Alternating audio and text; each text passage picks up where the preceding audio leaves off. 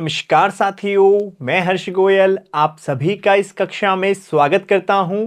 पिछले कक्षा में हमने प्रश्नावली 11.3 के प्रश्न 1 से लेके 5 तक को हल किया था और इस कक्षा में हम करेंगे प्रश्नावली 11.3 के प्रश्न 6 से 9 तक को हल। तो चलिए बच्चों स्टार्ट करते हैं। प्रश्नावली 11.3 का प्रश्न नंबर 6। एक लंब वृत्तीय शंकु का आयतन 9856 सेंटीमीटर क्यूब है। यदि इसके आधार का व्यास 28 सेंटीमीटर है तो हमें ज्ञात करना है शंकु की ऊंचाई। तो देखिए आपके पास में शंकु का आयतन दिया गया है और इसके आधार का व्यास दिया गया है। तो देखो किस प्रकार करेंगे। तो देखिए सबसे पहले तो शंकु का आयतन कितना दिया गया है। शंकु का आयतन V बराबर हमारे पास है 9856 सेंटीमीटर स्क्वायर और इसके आधार का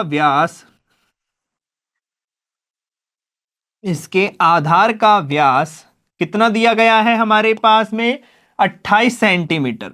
तो बताओ जब इसके आधार का व्यास 28 सेंटीमीटर है तो इसकी त्रिज्या कितनी हो जाएगी, व्यास की आधी हो जाएगी।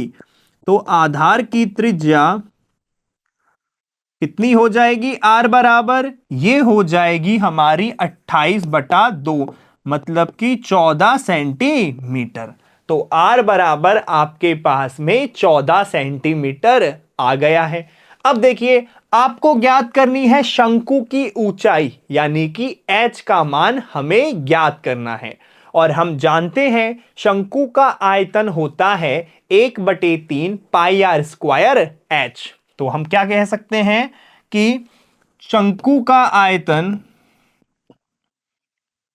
ये होता है हमारे पास में कितना होता है 1/3 पाई आर स्क्वायर h और हमें h चाहिए, r है आयतन है। तो देखिए आयतन का मान है 9856 और यहां पर हमारे पास में 1/3 पाई का मान नहीं दिया गया तो 22/7 r कितना आया है 14 आया है 14 गुणा 14 और h हमें ज्ञात करना है। तो देखिए क्या करेंगे, क्रॉस गुणा कर देंगे या फिर पहले आप चाहो तो यहां पर काट सकते हो। 7 दूनी 14 तो कितना आ गया, ऊपर 2 आ गया और 3 का भाग यहां पर नहीं जा रहा।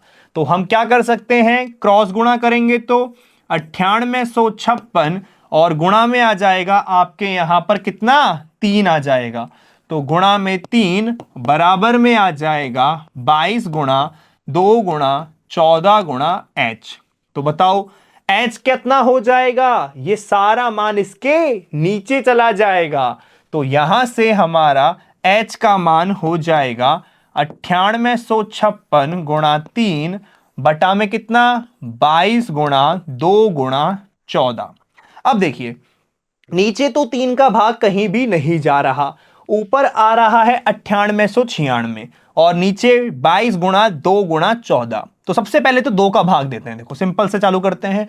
2 चौके 8 हासिल 1 2 नंबर 18 फिर 2 दूनी 4 और 2 अंठे 16। कितना आ गया, ये आपका 4928 आ गया। ठीक है अब दोबारा और भाग देते हैं। देखो तो h बराबर आ गया 4928 गुणा 3 बटे में 22 गुणा 14। क्या 11 का भाग जा रहा है, 11 चौके 44 5 बचे 11 चौके 44 8 बचे 11 अंठे 88। तो सीधा हम पहले 11 का भाग दे लेते हैं। 11 दूना 22 और यहां पर 11 का भाग देंगे तो 11 चौके 44 फिर 44 में 52 11 चौके 44 11 अंठे 88 ऊपर आ गया हमारा 448। अब देखिए 2 से काट दो इसको तो हम यहां पर लिख सकते हैं कि हमारा h बराबर आ गया 448 गुणा 3 और बटे में कितना है, यहां पर है 2 गुणा 14।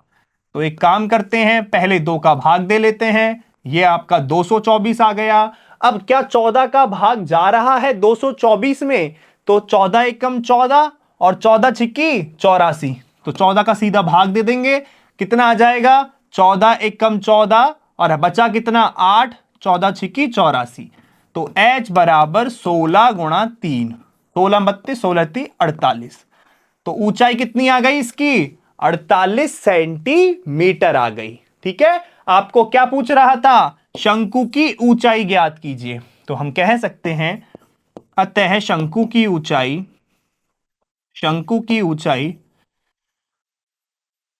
H बराबर कितनी आ गई, ये आ गई 48 सेंटीमीटर। ठीक है, समझ में आ गया सभी को, सिर्फ हमने सूत्र में मान रखा है और कैलकुलेशन करी है। ठीक है बच्चों, अब करते हैं अगला। तो देखिए दूसरा है शंकु की त्रियक ऊंचाई। अब इस प्रश्न में हमें शंकु की त्रियक ऊंचाई ज्ञात करनी है। तो देखिए शंकु की त्रियक ऊंचाई ज्ञात करनी है और हमारे पास में शंकु के आधार की त्रिज्या दी गई है तथा उसकी ऊंचाई h दी गई है। तो हमें पता है कि L स्क्वायर बराबर होता है R square plus H square. तो L बराबर में under root R square plus H square. तो यहां पर R कितना है हमारा, देखिए R हमारे पास में है 14 और H है 48। तो ये हो जाएगा हमारा 14 का वर्ग और 48 का वर्ग। तो देखिए कितना हो जाएगा, 48 गुणा 48 करेंगे तो 8 उठी 64 हासिल 6, 8 चौक 32, 6 38, 8 चौक 32 हासिल 3, 4 चौके 16 और 3 19, 4 0 9 3 12 और 1 13 और ये हो गया हमारा 2304। तो अंडर रूट के अंदर 196 प्लस 2304। तो यहां से ये हो गया अंडर रूट के अंदर 2500। तो हमारे पास में L बराबर कितना हो जाएगा, अब बताओ 2500 यानी 100 बाहर निकालेंगे तो 10 आ जाएगा, 25 बाहर निकालेंगे तो 5 आ जाएगा। तो हमारे पास में यहां पर जो त्रियक ऊंचाई है वो L बराबर कितनी आ गई, 50 आ गई। और ये सब हमें किस में दिया गया था, सेंटीमीटर में। तो यहां पर हमारी त्रियक ऊंचाई L बराबर कितनी आ गई बच्चों, 50 सेंटीमीटर आ गई। ठीक है, अब देखिए अगला है शंकु का वक्र पृष्ठीय क्षेत्रफल। तो शंकु का वक्र पृष्ठीय क्षेत्रफल कितना होता है, ये शंकु का वक्र पृष्ठीय क्षेत्रफल बराबर होता है, बताओ क्या सूत्र होता है शंकु के वक्र पृष्ठ के क्षेत्रफल का, पाई आर एल।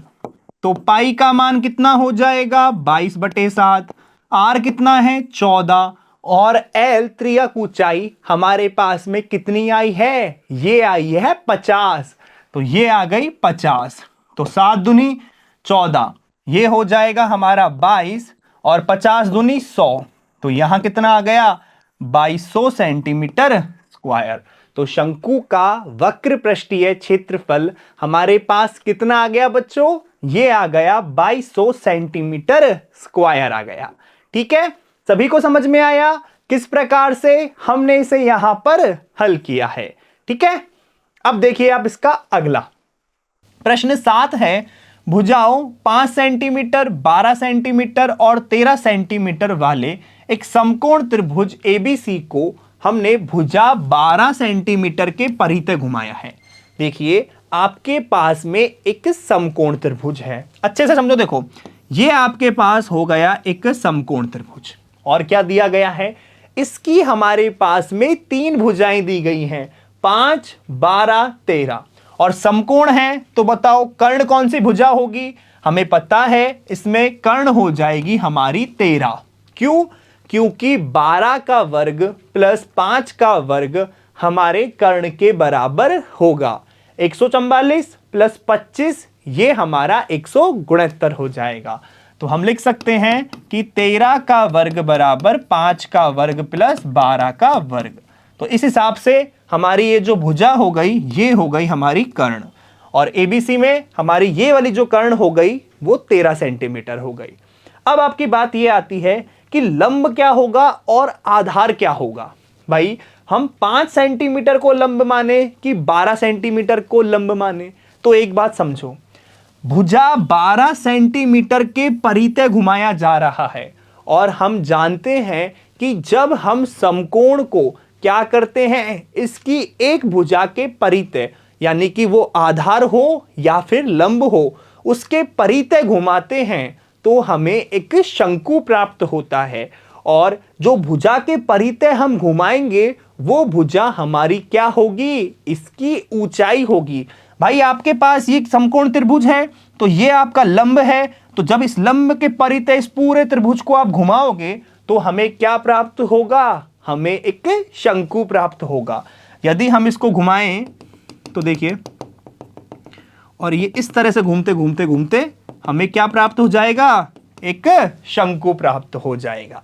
क्लियर बात समझ में आ गई, क्या प्राप्त हुआ, हमें एक शंकु प्राप्त हुआ। और जिसके परितः घुमाया जाता है वो भुजा हमारी शंकु की ऊंचाई होती है, इसलिए हम कह देंगे कि ये जो भुजा है ये हमारी 12 हो जाएगी और ये हमारी 5 हो जाएगी। तो हम लिख सकते हैं कि क्या कर सकते हैं, हमारे पास इस प्रकार की एक आकृति हो गई, ये हमारे पास शंकु प्राप्त हो गया, ये इसकी ऊंचाई, ये इसकी त्रिज्या। अब देखो समकोण त्रिभुज कौन सा है हमारे पास, ये है ABC। इसमें हमारा कर्ण था 13, ऊंचाई थी 12, तो जो एंड की भुजा बची वो है 5। तो जैसे ही ये शंकु बना यहां पर हमारा R बराबर तो 5 हो गया, हमारा H बराबर 12 हो गया, और ये जो होती है वो त्रियक ऊंचाई L बराबर 13 सेंटीमीटर। तो ये चीज सबको समझ में आई कि R का मान, H का मान और L का मान हमने किस प्रकार प्राप्त किया है। चलो एक बार दोबारा देख लीजिए। आपके पास 3 भुजाएं दी गई हैं एक समकोण त्रिभुज की, तो इसका मतलब क्या होगा, एक भुजा आपकी कर्ण होगी। तो हमने पता लगा लिया कि जो 13 सेंटीमीटर वाली है वो हमारी कर्ण है, वो हमारी कर्ण हो गई। अब हमें पता है कि जब हम हमारे समकोण त्रिभुज को उसके जो लंब है उसके परितः घुमाते हैं तो क्या बनता है, शंकु बनता है। तो देखो हमने इसको ऐसे पकड़ के घुमा दिया, हमारे पास शंकु प्राप्त हो गया, और जिस भुजा के परितः हम घुमाते हैं वो हमारी ऊंचाई होती है शंकु की। तो जो 12 हो गई वो हमारी ऊंचाई हो गई। बची कौन सी भुजा, ये वाली, तो ये हो गई 5। तो शंकु बनाया हमारा L 13, H 12 और R हो गई 5 सेंटीमीटर। क्या पूछ रहा है इसमें आपसे, ये पूछ रहा है इस प्रकार प्राप्त ठोस का आयतन ज्ञात कीजिए।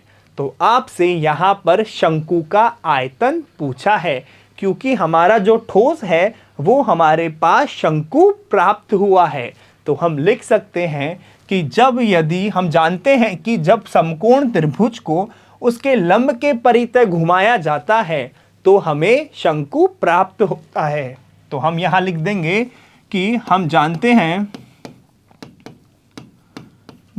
हैं कि जब किसी समकोण त्रिभुज को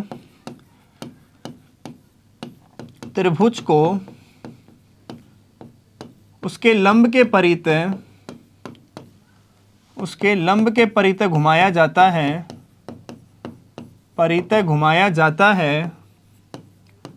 घुमाया जाता है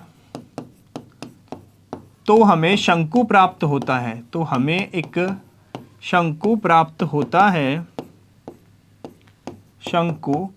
होता है। तो अब क्या हो गया, आपके पास में शंकु प्राप्त हो गया। हमें उसी ठोस का क्या करना था, आयतन निकालना था। तो हम कह सकते हैं कि शंकु का आयतन कितना होता है, 1/3 पाई आर स्क्वायर H होता है। पाई का मान 22/7। R कितनी आई है आपके पास में, R है 5, 5 गुणा 5, और H है 12।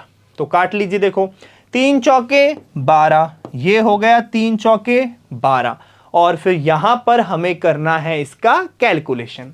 तो देखिए ये आपके पास में आ जाएगा, कितना आएगा, यहां आप कर सकते हो 22/7 गुणा में कितना कर देंगे, 5 गुणा 5 गुणा 4, 5 गुणा 5 गुणा 4। तो ये हमारे पास हो जाएगा 22/7, 5 25, 25 चौके 100। तो ये कितना हो गया, 100 हो गया। यानी कि 22/7 गुणा 100, यानी हम इसे कह सकते हैं 2200/7। कितना आ गया हमारे पास, ये 2200/7 सेंटीमीटर क्यूब, क्योंकि हम इसका आयतन निकाल रहे हैं। अब समझिए एक बात, यदि हम यहां पर पाई का मान 22/7 ना लिखे तो यही हमारा कितना हो जाएगा, यही हमारा हो जाएगा 100 पाई। कितना हो जाएगा, ये हमारा 100 पाई हो जाएगा। भाई यदि हम पाई का मान नहीं लिखेंगे तो यही हमारा आयतन 100 पाई सेंटीमीटर क्यूब हो जाएगा। और ऐसा क्यों किया है ये आपको अगले प्रश्न में पता लगेगा। तो आप चाहे यहां पर आंसर छोड़ दो, ये आपका बिल्कुल सही माना जाएगा। क्लियर बच्चों? अब करते हैं इसका अगला प्रश्न।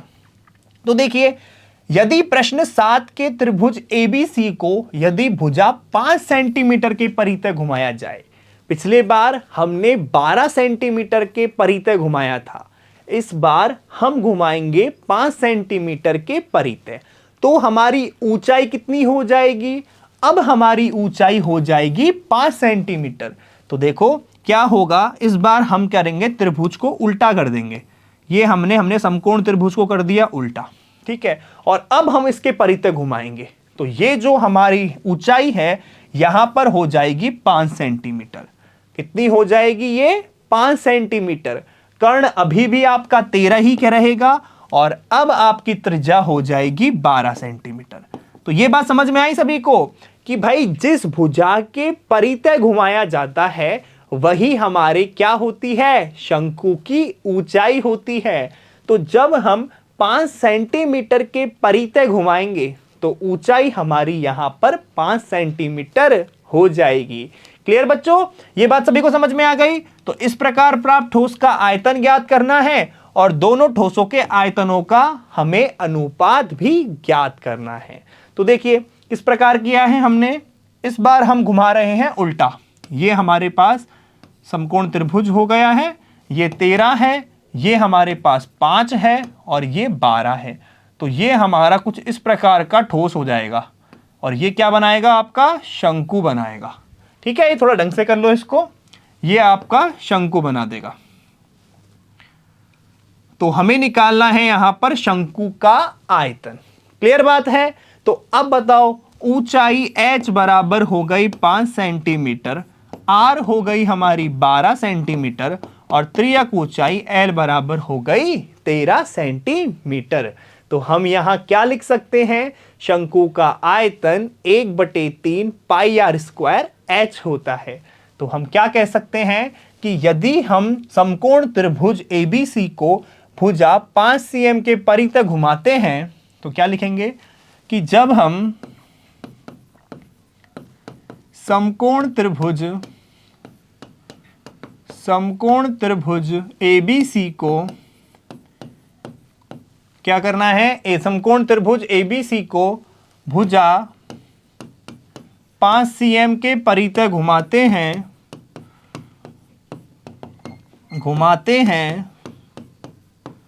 तो हमें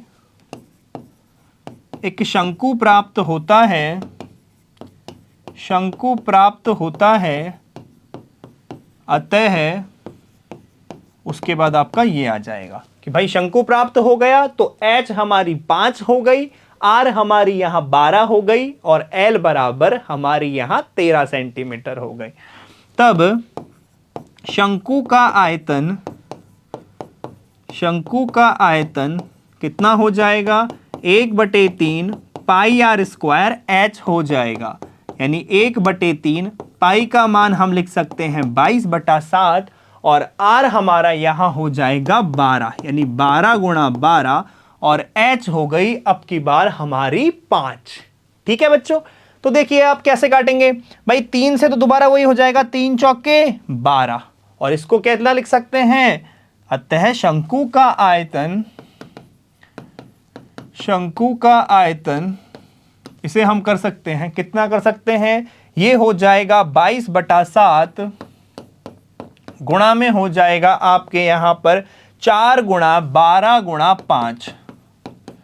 तो इसे हम लिख सकते हैं 22/7 गुणा में 5 चौके 20 या फिर कर सकते हैं 12 पंजे 60, 6 चौके 24 यानी 240।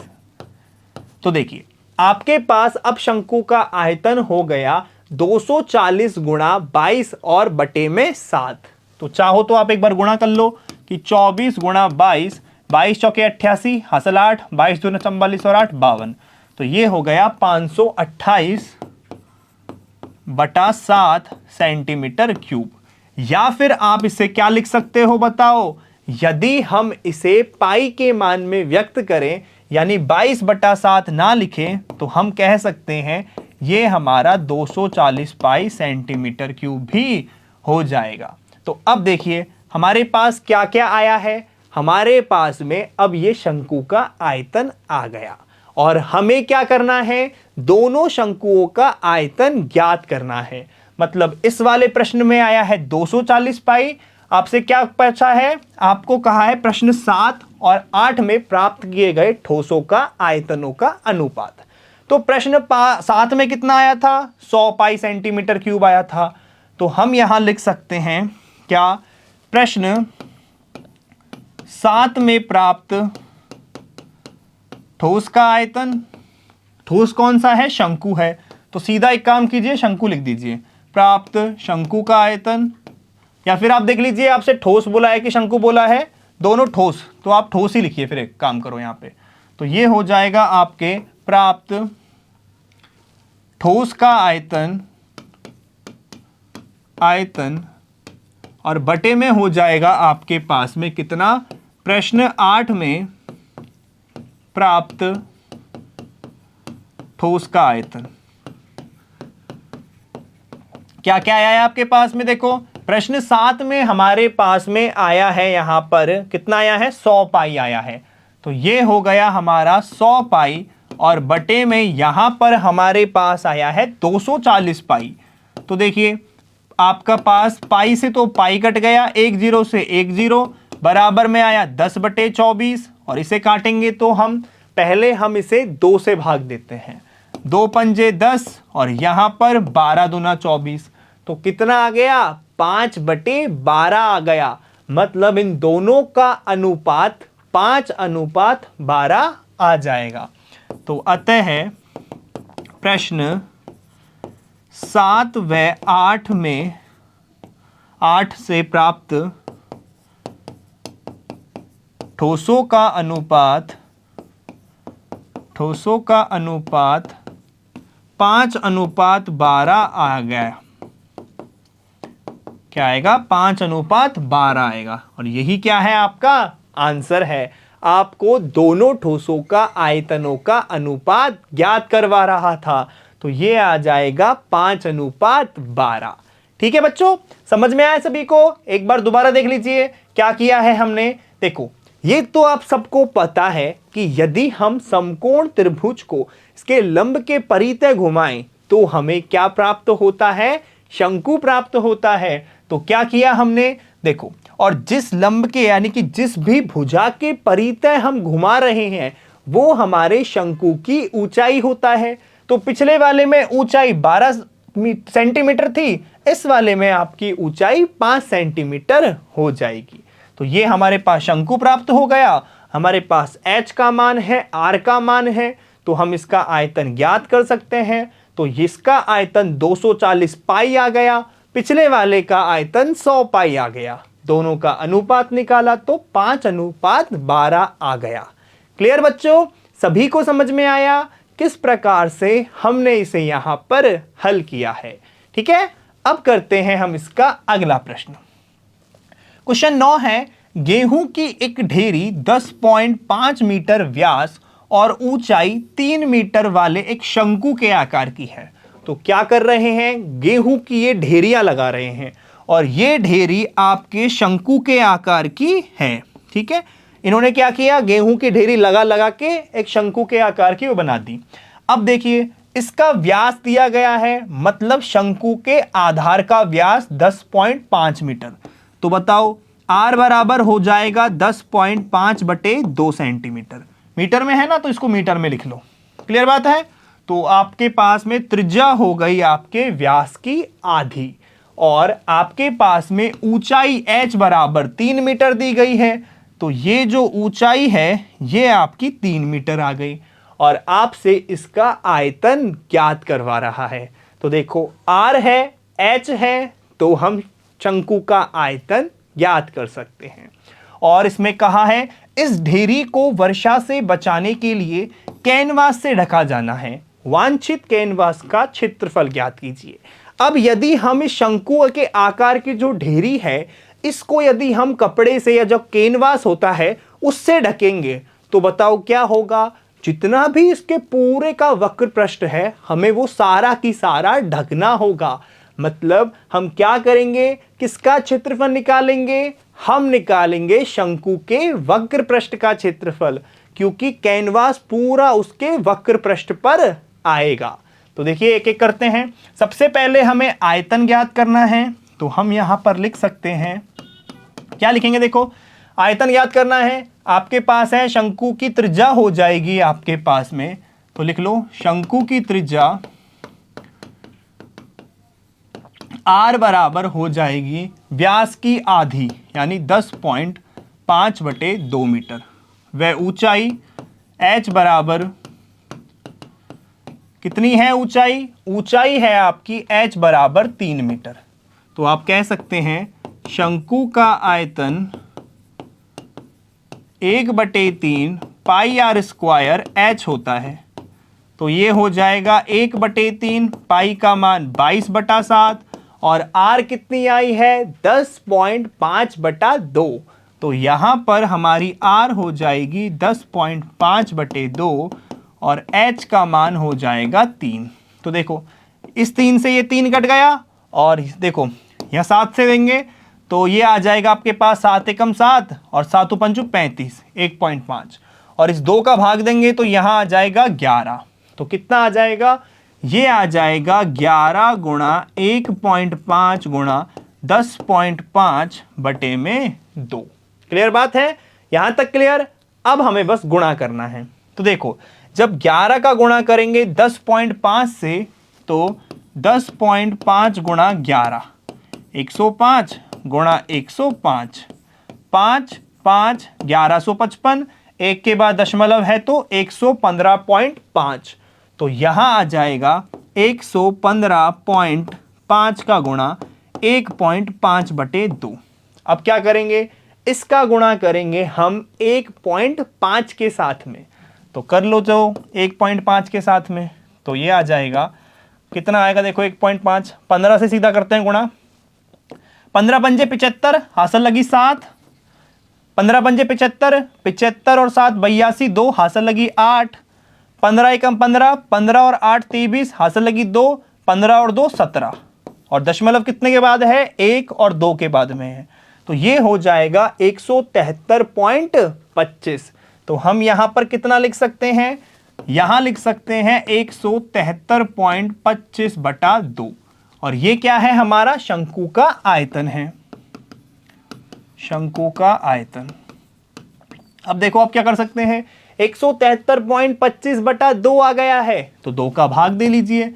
2 को 2 का भाग दो, 8 दूनी 16 बचा 1, 6 दूनी 12 बचा 1, दशमलव लगा दिया, 6 दूनी 12, फिर कितना हो गया 2 दूनी 4 और ये आ गया आपके पास 86.625। कितना आ गया बच्चों, ये आ गया हमारे पास में 86.625, क्योंकि 2 का भाग देखो दोबारा देख लो, 8 दूनी 16 हासिल 1 13, 6 दूनी 12 बचा 1 12, 6 दूनी 12, 2 दूनी 4 और बचा 1, 2 पंजे 5 और ये मीटर में है तो मीटर क्यूब। तो कितना आ गया शंकु का आयतन, 86.625 सेंटीमीटर क्यूब आ गया। ये मीटर है, ध्यान रखना है ना। तो हम कह सकते हैं शंकु के आकार की है तो इसका क्षेत्रफल, अतः गेहूं की ढेरी का जो हमारे पास आयतन है, अतः गेहूं की ढेरी का आयतन कितना हो गया, 86.625 मीटर की घात 3 हो गया। ठीक है, अब यहां पर आपने गेहूं की जो ढेरी थी उसका क्या कर लिया, आयतन ज्ञात कर लिया। अब हमें करना है इसका पृष्ठीय क्षेत्रफल ज्ञात। तो हम क्या चाहते हैं, हम यहां पर शंकु के वक्र पृष्ठ का क्षेत्रफल ज्ञात करना चाहते हैं, जो कि हमारा होता है पाई आर एल। हमारे पास r का मान तो है लेकिन l का मान हमारे पास ज्ञात नहीं है। तो इसका मतलब हमें पहले l का मान ज्ञात करना होगा और एल बराबर होता है अंडर रूट में R square plus H square. तो हम यहाँ कह सकते हैं कि चूंकि शंकु की त्रियक ऊंचाई एल बराबर अंडर रूट में R square plus H square होता है, तो एल बराबर में आर का मान देखिए, आर का मान कितना है 10.5/2 है। ओके, तो 10.5/2 का वर्ग, और एच का मान कितना है, एच का मान है 3, तो 3 का वर्ग, और इसका निकालना है हमें अंडर रूट। तो बहुत ध्यान से करना है क्वेश्चन, ठीक है। देखो एल का मान किस प्रकार ज्ञात होगा, 10.5/2, तो 2 का हम यहां पर भाग दे लेते हैं। तो देखिए कितना हो जाएगा, 2 पंजे 10, फिर दशमलव, उसके बाद में कितना 5 है, 2 दूनी 4 और 1 5, तो ये आ गया 5.25 का वर्ग प्लस 3 का वर्ग। अब देखो 5.25 का वर्ग निकालना है, तो निकालो 5.25 गुणा 5.25 कितना हो जाएगा, 55 हासिल 2, 5 दूनी 10 और 2 12 हासिल 1, 55 और 1 26 गुणा 5 दूनी 10 हासिल 1, 2 दूनी 4 और 1 5, 5 दूनी 10, और ये हो जाएगा 5 2 6 2। तो 5 2 6 5 7 6 और 1 7, ये आ गया आपके पास में 2 और 2 4 के बाद दशमलव है, तो 27.5625 हमारे पास आ जाएगा। कितना आ जाएगा, 27.5625। तो देखो किस प्रकार हो जाएगा, ये अंडर रूट के अंदर 27.5625 और 3 तिया होता है 9, तो ये कितना हो जाएगा, 27 में 9 जोड़ेंगे तो 36 आ जाएगा।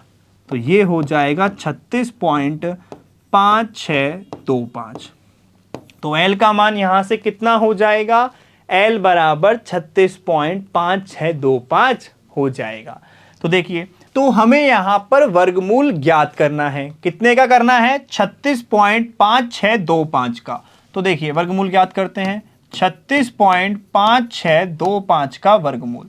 तो पहले तो दो दो के जोड़े बना लेते हैं। देखिए तो यहां से आपके जोड़े बनेंगे 25 56 36, 6 कहने के 36, ये गायब हो गया 0, 6 + 6 12 हो जाएगा, और यहां पर आपका जोड़ा उतर जाएगा ये 56 पॉइंट आ गया। फिर देखो 121 गुणा 1 करेंगे तो भी यहां 56 कम हो रहा है, इसलिए हमने क्या किया, यहां से हमने 25 को भी उतार लिया, तो एक 0 यहां लग गया और एक 0 यहां लग गया। तो अब हमारे पास ये हो गया 120। अब देखो यहां पर कितना आना चाहिए, तो यहां पर हमने 0 कर दिया माइनस में, तो यहां पर हो जाएगा हमारा 5625। अब देखो आपके पास है 1200 और यहां पर है 5625, तो यदि हम 4 का गुणा करें तो ये कितना हो जाएगा, करिए 1204 गुणा 4, 1204 गुणा यदि हम 4 करें, 4 चौके 16, 4 दूनी 8 और 4 एकम 4, 4816 आ रहा है, जबकि 1205 गुणा 5 करने पर ज्यादा आ रहा है। तो हम यहां पर कर सकते हैं 4816 घटा दीजिए, देखो कितना घटेगा, यहां पर 9 बच जाएगा, यहां पर 0, यहां पर कितना हो जाएगा, 16 में से 8 गया तो 8, कितना बचा 809 बचा। तो चाहो तो आप 6.04 के आसपास भी इसे लिख सकते हैं, नहीं तो और आगे कर लो। देखो यहां पर 4 जुड़ जाएगा, ये आपका 1208, यहां पर देखो क्या होगा, आगे एक 0 का जोड़ा और उतार लेंगे, यहां पर हो जाएगा ये हमारा 80 900, और यहां पर है 1208। तो बताओ कितना करें, 12 पंजे 60, 12 छिकी 72। तो एक काम करते हैं, 12086 गुणा 6 कर लेते हैं, 6 कहने के 36 हासिल 3, 8 छिंग 48 और 3 51, 6 दूनी 12 और 6 7, 72,516। तो एक काम करते हैं 7 से कर लेते हैं, ठीक है, तो ये इस बार कर लेते हैं 12087 गुणा 7, 7 7 49 हासिल 4, 8 7 56, 56 और 4 60, 7 दूनी 14 और ये हो गया 84,000। तो ये तो ज़्यादा हो गया, इसका मतलब यहां पर किससे करेंगे, 6 से करेंगे। तो आप चाहो तो यहां पे 6 से गुणा कर दो और आपका आ जाएगा 72,516। ज्यादा आगे जाने की जरूरत नहीं है, हमारे पास में लगभग इसका आंसर 6.046 आ गया है। क्लियर? तो हम कितना लिख सकते हैं, अतः इसका मान कितना आ गया, L बराबर में हमारे पास आ गया 6.046। अतः शंकु की त्रियक ऊंचाई, शंकु की त्रियक ऊंचाई ये कितनी आ गई, शंकु की त्रियक ऊंचाई हमारे पास में L बराबर आ गई 6.046। कितनी आ गई, 6.046। और ये बताओ सेंटीमीटर में आएगा कि मीटर में आएगा, तो हमारे पास में ये मीटर में दिया गया था, तो हमने क्या कर दिया, इसे लिख दिया मीटर। अब हमें कैनवास का क्षेत्रफल निकालना है, तो कैनवास शंकु के वक्र पृष्ठ पर आएगा। इसका मतलब हम निकालेंगे यहां पर शंकु के वक्र पृष्ठ का क्षेत्रफल, वक्र पृष्ठ का क्षेत्रफल, और इसे हम यहां पर लिख सकते हैं कैनवास का क्षेत्रफल। समझ में आ गया? शंकु का वक्र पृष्ठ का क्षेत्रफल ही हमारा क्या हो गया, कैनवास का क्षेत्रफल हो गया। ये होता है पाई आर एल।